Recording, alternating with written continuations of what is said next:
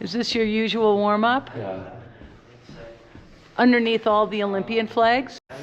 Check out that bladder to go right with that head.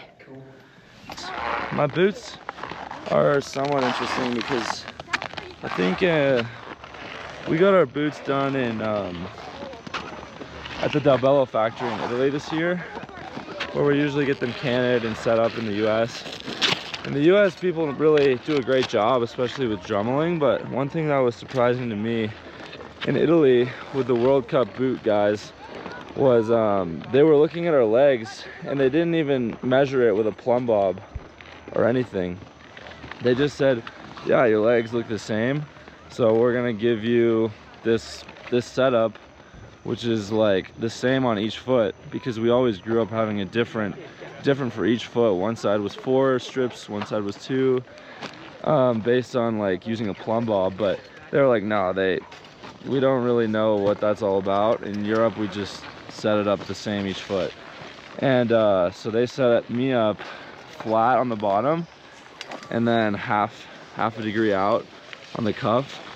And then I think the cuff is tilted slightly in, which makes it a little less aggressive, because flat and half out's pretty aggressive, and then they tilt it in to make it a bit less. But that was a completely new thing, and the first time we skied on it, it was like we were ripping. It was like we went from Stelvio on our old setup, and then we went straight to Sauce Fe on ice, and didn't even notice. So it's interesting. Like, I think having the same setup foot to foot is really good. And sometimes you'll notice someone will get jetted out on only their one foot, or they're slightly uneven, which I think maybe you could say with how I used to ski. Obviously your body can compensate, but I think having the foot to foot the same is pretty money from so far. How much of that has to do with just the bulletproof ice you guys are skiing on with that setup?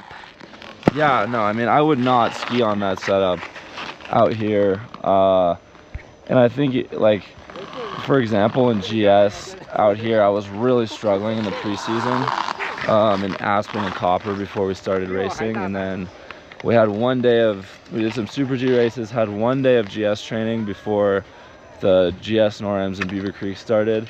And I tried putting 2 strips of duct tape on the outside of each ski, just to create a slower edge buildup. And it just unlocked my muscle memory, and I was just instantly ripping. And I felt so athletic, and I could move, and I could ski the right line again. Because if it's too aggressive, then you try to ski the right line and your ski bites. Totally. And you're going through the gate if you commit to it, so you have to wait. So anyway, I mean, and then I had my best GS races ever as the first races of the season. So it's definitely really important. I think out here you always want to be trying as much tape as you can on the outside,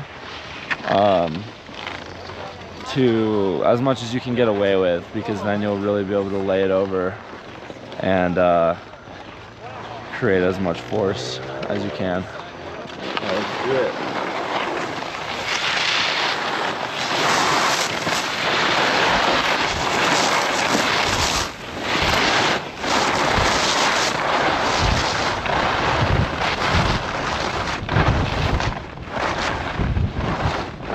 Okay, we're on it. You're willing to geek out with me. I like that. What about leveling? Super important.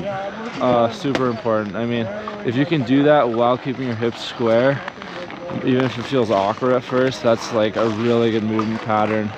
Coop, you are so generous with sharing these thoughts, because there's people out there who just eat it up, and nice. To get it from somebody of your caliber is so huge, Coop. No problem. And I can't believe I'm sitting here talking to you at Hallison Hill and you're where you're at. I mean, this is surreal. Yeah, it's a little bit surreal. Thanks. Yeah, I mean, really long way to go. Yeah. Haven't done anything yet, but I appreciate it.